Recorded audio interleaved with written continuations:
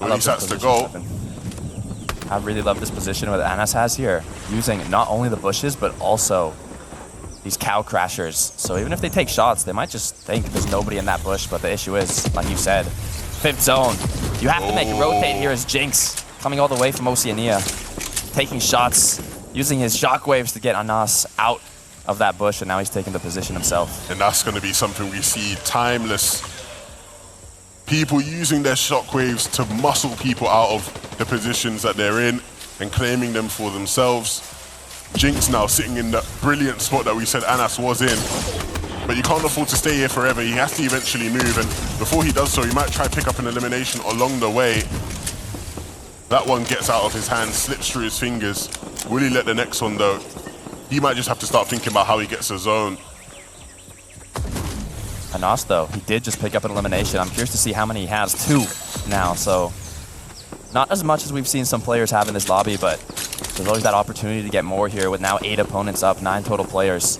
5th zone coming to a close in just 27 seconds here, and there's already 3 players, and almost 4, sitting in the zone, but the players that have to make the rotate now, like Jinx. You see in this, the med mist, Levin, plus the 3 shockwaves, he looks like he wants to be the last one to rotate in, and that's exactly what you have to do in this game mode. I don't know if being the last one's going to be the optimal play, if people are alert to what you are doing. Vico finding himself in a bit of trouble. Jinx behind some nice little cover, and so he'll survive for now. iDrop maybe won't have the same fate. We're continuing to see players for Hydro doing a brilliant job in this build and picking up some eliminations for himself. But you can see, it's almost a waiting game. You don't want to be the one to be making all the moves. You want to allow people to fight while you sit and wait for the opportunity to third party. Anas is doing a brilliant job so far though. He spots Jinx as well, and he knows that if he can use that shockwave, he can push him out of position just like how Jinx did to him earlier. The shockwave barely misses though. Just 3 players up. iDrop, Anas, Jinx, and actually no, Hydro was hiding under Anas there in the building. There are 4 players, Anas choosing to take that first rotate, gonna go down now. It is only 3 players. iDrop with 7 eliminations, looking to get more. And you can see iDrop holds the keys to the lobby right now. He is the one in the favorable position, and he can just hold everyone back out. But the shockwave comes in clutch. He uses one himself to try fight back for the position. He lands in a tree. Needs to be careful though. They're going to start taking shots. Jinx wasn't able to connect to anything significant, and so this rock will provide excellent cover now. Jinx and Hydro, they still have a journey to make, and it doesn't seem like they're going to make it in a friendly manner. Both now taking shots at each other in the zone. Jinx wants to close it out. He knows Hydro is low, but he might just be too big for his boots. 8 HP now, and that's going to be the finishing blow by iDrop. Can he now close it out onto Hydro in the sky, landing on him? The shockwave comes out again, but iDrop will close it out. 9 eliminations and a victory royale for the bush camper. That's bush his camper. That's clearly the zero-build cringe. The cringe king is what I would call him as previously. He's the man though. Look at that zone though. This is also going to be a little bit more difficult because you can see the water, so it's going to make the playing space in terms of land a little bit less for all of them, which is going to make all these players have to fight each other a little bit sooner than they possibly would have liked. They're now going to be fighting for space as well, pushing everyone closer together, which is good for us because the chaos is about to reign. That's it. 4th zone's just popped. The 5th zone starting to show up as well. We've got still some of the biggest names in there. Vidil now using the shockwave to get on top of the tree, so he's got the vantage point that other players can't. You can't actually use another shockwave while standing on top of this because it will just throw all the way down to the floor. I'm wrong. Okay, maybe I'm just completely rubbish at the game. It's happened many times before. Do you think Vidil had you in his ears and he was like, whoa, I'll show you. That must be. There's a much easier way to do this. Now the players are going down really fast. This is where it's going to get fun. They got to move fast and they're going to fight each other out. As I said, that Snazzy goes down. We saw him earlier on. It was really impressive. Queasy still in the mix. That's your boy, Reese. My boy's still up in there. I said our boy earlier, but he'll come back to my boy right now. I'm taking Vidil. I change allegiances. Basically everyone's in my allegiance right now. Punisher still up in this as well in the full south side of zone by himself. The only one in the 5th zone with a bunch of other players still having to rotate. The best spot on the map. So for Punisher all the way down to the south, this is looking super good for him. 5 eliminations. This is what we're talking about. You want those high elims. 8 players left. This is good now. Placement points guaranteed. Eliminations good for you. Most of these players are starting to pop off. They're getting that. It's important though to stay to the end game. As I say that, my boy's gone. Vidil taken out doesn't really matter though, because with those eliminations and such a high finish based on what he did in map 1, that's going to be really good for him. Consistent play, that's what happens. Punisher now, I think this is the best spot. Got a bit of high ground, can see everyone coming in down below him, has a decent enough loadout that he can pop off a little bit. This could work really well for him. Absolutely, this is the benefit of the 5th zone pull, but Shockwave coming out from Chapix, pushing him off of that spot, but he's got the grapple glove to try and pull himself straight back in. The shots come round to the back. He's starting to get tagged up, tagged weak, but Chapix is still down there. If he can connect enough shots, this could be the end of the game for Chapix, but no, only a whiff, only a minimum right there onto him, taking off minimal HP, but Punisher still holding the best spot on the map. Whilst Refsguard, Egram, Queasy all have to start making the rotate in. They've made it. The fight goes down. Refsguard picks up another one. That's Queasy down now. Top 5 players left remaining as the zone's going to start to move too. Punisher is staying where he was at the top. This is the best spot. Without a doubt, that high ground advantage, he knows exactly who is lying around there. He can see them in all those little spots. He can hear them. And now he just needs to wait. They will have to fight one another to move. He can wait, pick them off as they move. That's what I'm saying. Might not work that way because someone could potentially take that high ground from him if they have the necessary items to do so. Absolutely, the zone's going to start to pull towards the northwest here, so he's going to be forced to move, up to the full north, so he's right at the south, so he's going to have to move right here. The big beam's coming from Egram. That's the tags down now. The zone's going to start to pressure him on the rotate. It's probably going to be rats for him soon. Chapix picking up elimination up in the sky at the same time as he's flying. All the shockwaves starting to come through. Punisher lands on the front side of the zone. Still a 1v1v1v1 situation. One player off, still healing at the backside of the zone. Egram's starting to get tagged now by Chapix still left up in this. Chapix picks up Refsguard, so now 3 players left remaining. Egram going down 2. Chapix just clearing up the whole lobby, and Punisher gonna be the one to finish it off. The best position on the map, the best position in the game, and probably the best position. Yeah, this is gonna be a very awkward zone for people to rotate in for. Thomas HD went in early, and that might be his saving grace, as if you leave it too late, it might get a bit too difficult for you. You can see Thomas in the feed picked Snazy up, right? Oh. But he gets taken out, and this is why it's just open land. It's about who can land and hit the shots, and right now, that man is Bloomy. And he's trying to use his shockwaves to knock people around. Needs to connect to something before he goes down himself. He knows Dexy's just over the hill, but he realizes there's a player behind him as well, and that's Marco. Bloomy needs to start hitting some shots, and soon Marco slowly creeping his way in, and Bloomy will use a shockwave, but it doesn't connect. Marco will continue to creep their way in, but Bloomy knocks him out. And now he needs to start thinking about where he can go. Floki is the one now trying to claim the hill, but Bloomy now knocks his way into the zone. And that might be his end. How is he going to get up from here? Just going to have to try and hide in this corner while he uses some minis. They don't see him. They don't see him, Levin, but Floki getting eliminated. Hijo getting eliminated. Marco right now getting a nice elimination now. One of the only players on the higher elevation of this zone here. But now one of them actually drops down, so he's the only one. I assume the zone's closing towards the city in the Daily Bugle, and that's exactly what's happening. You can see at the bottom right in the minimap.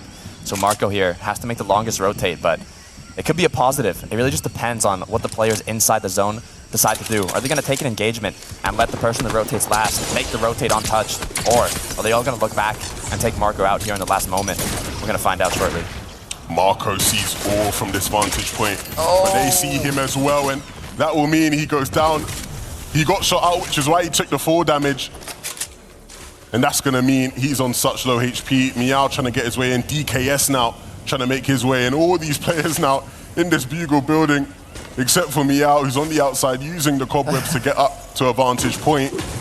But this is where things really get dicey. The zone will continue to pull towards the south of the Bugle. Who's going to come out on top? Nice use of mantling here from Meow. FN as he tries to pop a bandage, but he's going to go back. Those cobwebs bouncing himself around, as now he might have to go head-to-head against an opponent here. Remember, you can use these cobwebs kind of as a shield, so he can just stay here unless an opponent goes to his sides and has vision under the cobweb, which one player might have just now, but Meow gets that elimination and launches himself into the zone. Will he be able to come out? No, he gets eliminated. Marco now in the 1 versus 1, going for that victory royale. It's far too easy for Marco.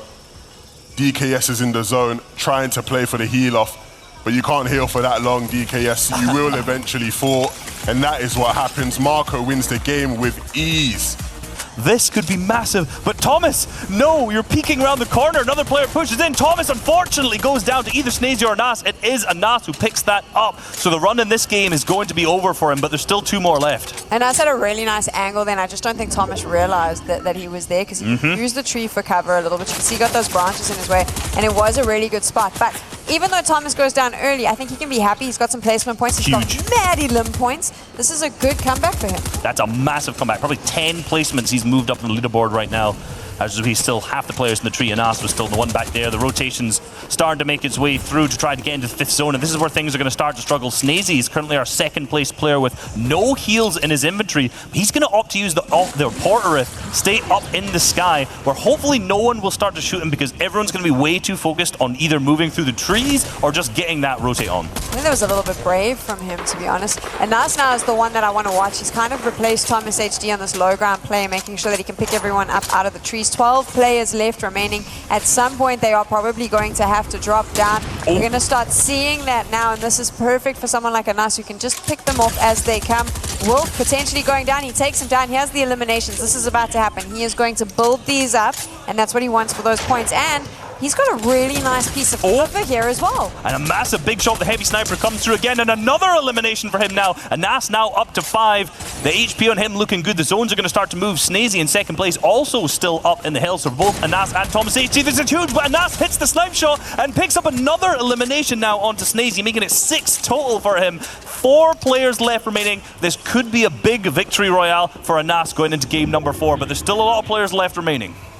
There's only 3 other players that he needs to take down, and I feel like this clay pigeon shooting has got him done. He knows that Alec is up there. He seems to have been able to figure out where everyone is. He's got the best possible position. He can jump between the tree and the rock and the little hut, and that is what he's potentially going to do. Look at him. It doesn't matter where they are, but the problem is he is going to have to move soon, and that's going to put him in a bit of a difficult position, potentially. The 1v1 situation. Hijo picks up Alec. Bibri is the last one up in this, the 1v1. The shockwaves coming out from Bibri here, and Nas up into the sky, trying to find him to push him straight into zone, but no, the tags come out. He flies up. Will the shockwave throw up? But no, Nas goes down, and Bibri is going to pick up the victory royale in game number 4. Well done. In an attempt to solidify that 1st place slot. I'm telling you, outfits are so important, Levin. Being able to blend in like this is crucial. Also, I don't know if you realize, but Anas did use a shield keg to recuperate his shield, but once he had enough, he destroyed it, because you can see that shield keg being active inside of a bush, so you got to be very aware of who can see you. A Snazy here, landing shots, but not enough to get the elimination, as Flippus is going to take it at the end here. But now, the rotates begin. Snazy can't stay here. 32 seconds until the zone closes, half in, half out. And then first moving will appear. Anas now trying to figure out what's his rotate going to be, as the player is already in zone, positioned, waiting for the perfect moment to strike. Yeah, this is going to be difficult. He's going to be one of the last players to rotate his way on in, and actually now making use of the floppers to just keep himself in the game, giving himself some extra time to figure out what it is he wants to do. But eventually he will have to move in. He can't stay in the zone forever. And I think he's finally found that perfect opening. The players on the hill are fighting. He realizes that other players are also rotating in, and that is his opportunity to move into the zone. And perfectly timed from him, not having to take it much damage at all. But now, in the heat of battle, in the midst of battle against Vico, and Vico will not lose that one, but Vico will chuck himself into the zone, and Queasy will be there as well. But Queasy now picking up the elimination credit from that, as Vico could not survive the storm. And this is a perfect opportunity now for Queasy to capitalize on what's been a very fortunate turn of events. He was doing a very similar to Nassin, waiting for players to move in as he stayed in the zone. And now, looking very good on HP, and his position is the optimal one. So many of these players now having to rotate towards his direction, and some opting to use a Rift. Hydro opting to use a Shockwave, and maybe picking up an elimination on the way. The Rift now will be able to get him out of danger if need be, and that's exactly what he'll do. He will pop it. 3 players left. Queasy down below. 2 players in the sky here. This is a crucial moment for Queasy. He has to make that decision. Does he try and eliminate one out the sky? Because if he does take this engagement, the other one is going to land shortly.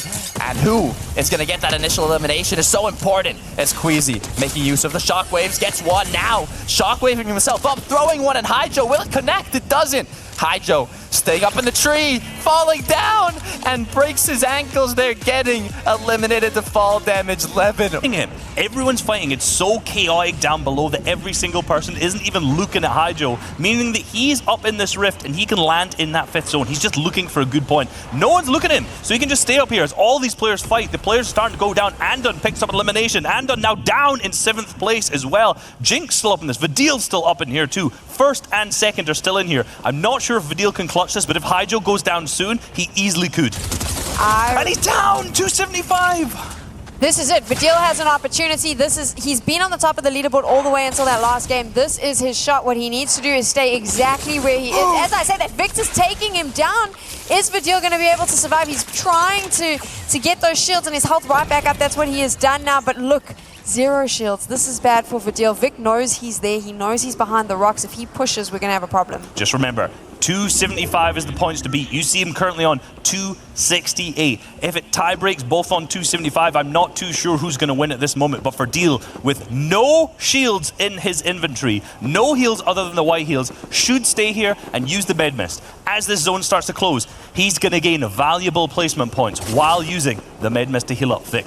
Goes down. I feel strongly that Vidil should not... He should not move. He should not move. He should stay in this position. Use the med mist. He can heal up. Use it at this point. Players are going to start to go down at this point in the zone. No, there's a player behind him. It's Thomas HD. He's not going to miss him. Vidil goes down on 270. So he is going to be confirmed second place. But what can Thomas do in fourth place? Clutch up how many more placements can he go through? 5 eliminations to his name and the big beam's coming out.